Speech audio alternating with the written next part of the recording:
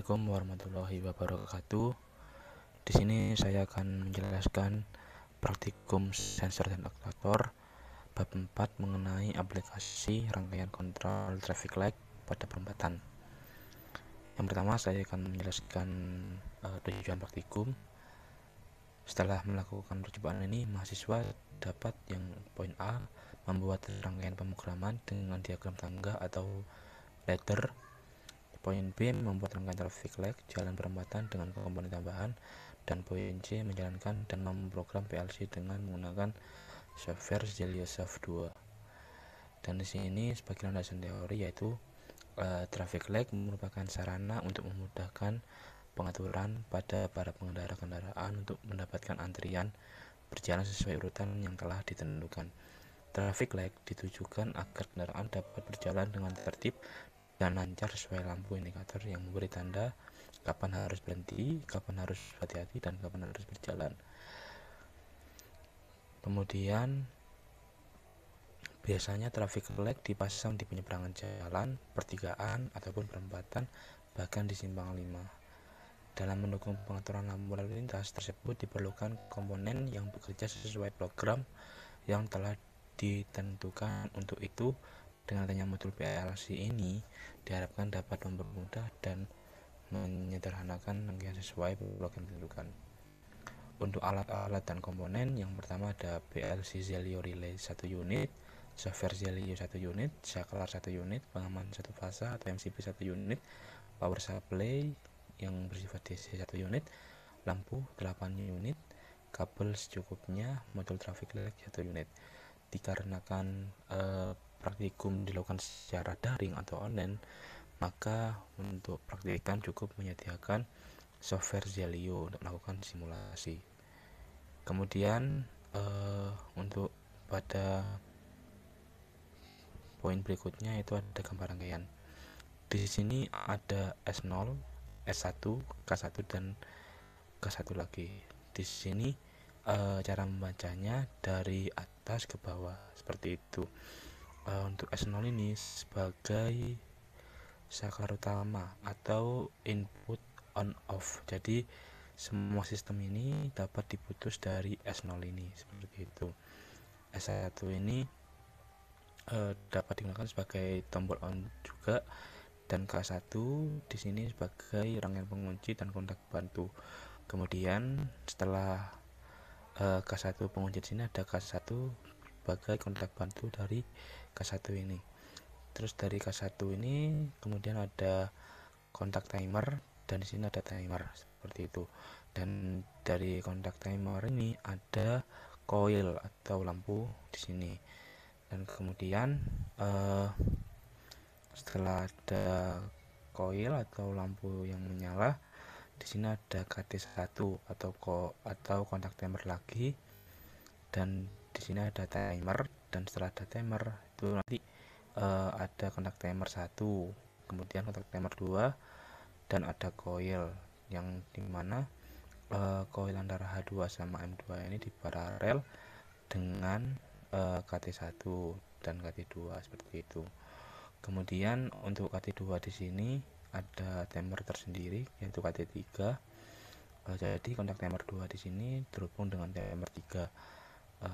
Kemudian kontak timer 2 diparalel dengan kontak timer 3 dan dapat menyalakan lampu hijau 3 dan merah 3 sesuai dengan timer dan logika yang dioperasikan seperti itu. Dan di jalan 4 terdapat KT3 atau kontak timer 3, terus timer 4, dan di sini ada kontak timer 3 dan ada coil H4 dan juga M4.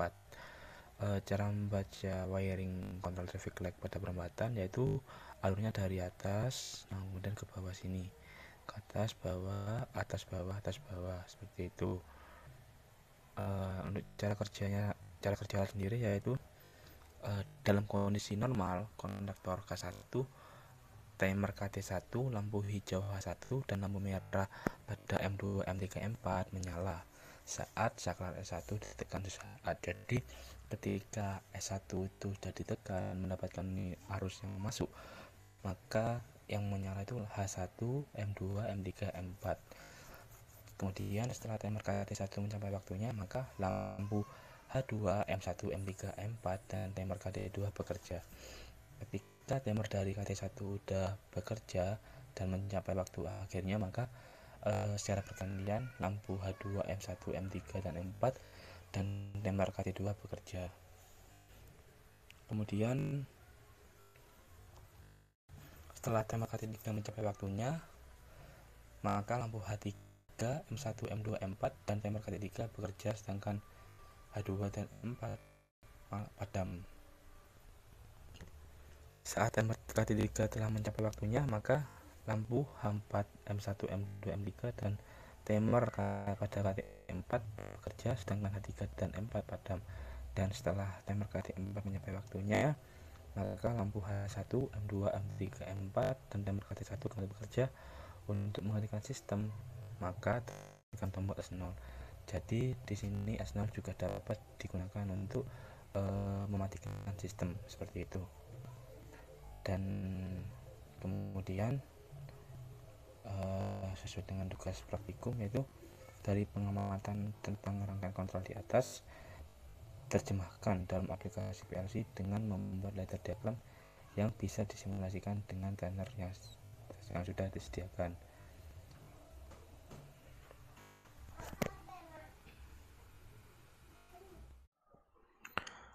Oke, baik. Sekarang kita udah masuk ke software Zelio. Kita menggunakan tipe PLC yaitu SR2B201BD, dan kita menggunakan simulasi menggunakan software Zelio Soft 2.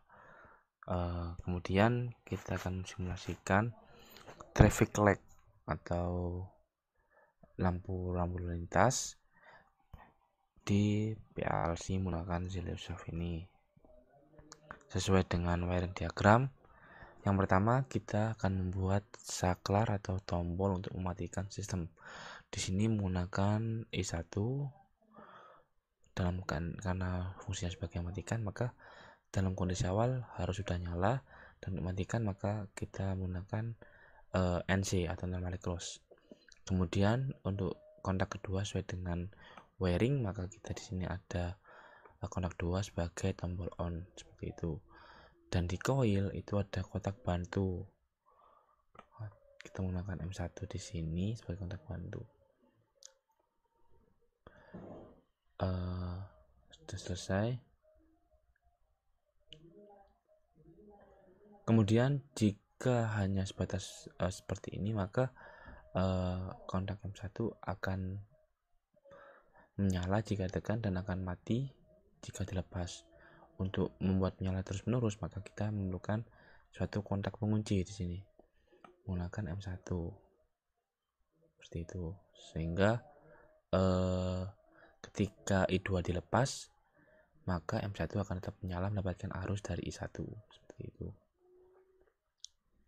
Kemudian untuk menyalakan suatu sistem, maka kita memerlukan kontak bantu, pemanggilan kontak bantu dari M1 ini, sehingga kita meletakkan M1 lagi ke sini untuk melakukan kerja tertutup sistem. Traffic light di sini menggunakan sistem dengan timer, sehingga kita menggunakan coil timer T1 seperti itu. Karena di sini awal, maka T1 ini dipengaruhi oleh T4. Jadi ketika T4 sudah selesai mengerjakan tugasnya, maka akan kembali ke T1, sehingga sebelum di kontak T1 ada kontak T4 seperti itu.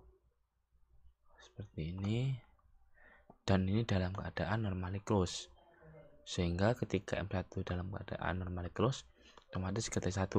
Dan T4 ketika T4 dalam keadaan kondisi high, maka T4 di sini akan dalam kondisi NO atau normally open seperti itu.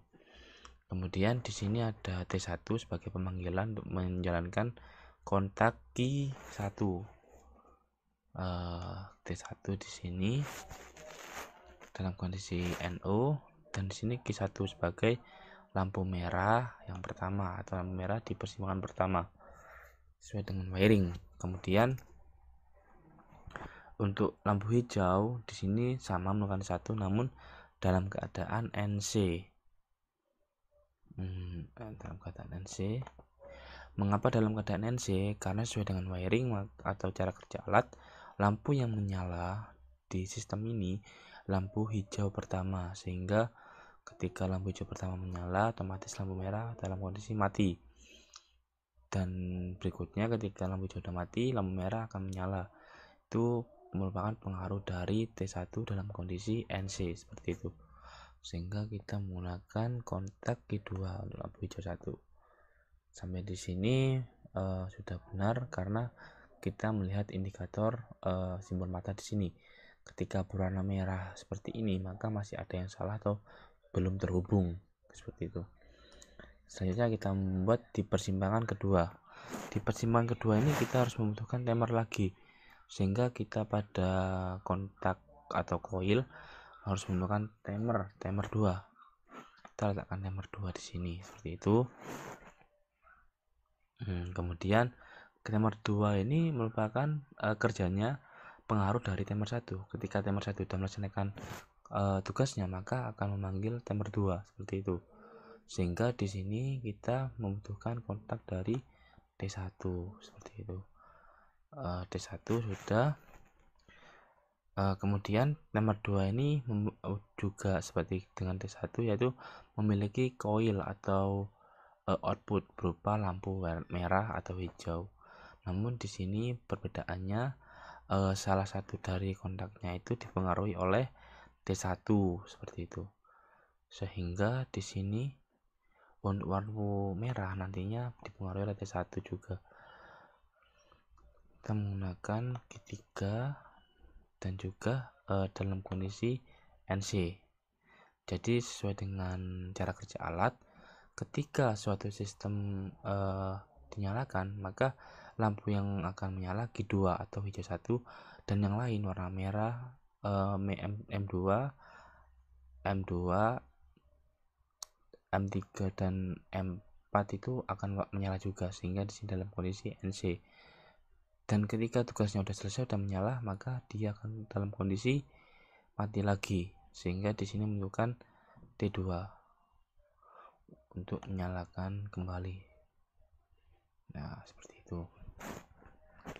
Kemudian setelah itu kita membutuhkan Q3 sebagai lampu warna hijau di persimpangan kedua. Untuk Q3 sendiri merupakan pengaruh dari T1 dan juga T2, sehingga di sini kita meletakkan kontak T1 dan juga kontak T2. Dan di sini ada Q4 sebagai lampu hijau 2. Namun perbedaannya di sini untuk kondisi T2 dalam keadaan NC atau normalikus seperti itu.